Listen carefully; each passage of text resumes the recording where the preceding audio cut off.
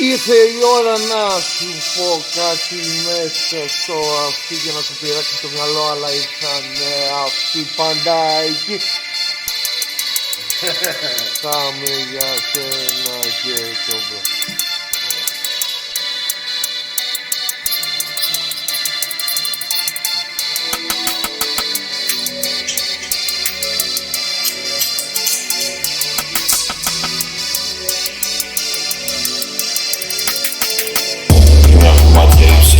Σ' αυτόν τον κόσμο το μαζεύεις για τη ψυχή σου και να μυρίζεις γιος μου μέσα στη φυγή σου. Δεν μπορείς να καταλάβεις ποια είναι η ψυχή σου.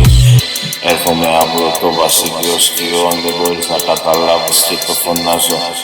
Και μολύνεται σαν να είναι ιόν, μην βιώσεις κάτι όντα σαν το νερό. Μοιράζω σαν το γιόντα το φως, ναι με το φως, ναι το παίζεις πάντα σαφώς, σοφός. Αλλά δεν μπορείς να καταλάβεις τι είναι αυτός. Ο δικός μου εαυτός πάντα ο μάνος γυρνάω και το απολαμβάνω ανασάνω. Και δεν ξέρω τι να πάω να τα βάλω στο ταβάνι και στο πάτωμα. Είναι σαν να γυρνάω ολοκαύτωμα. Ναι, γιο. Καλύτερα.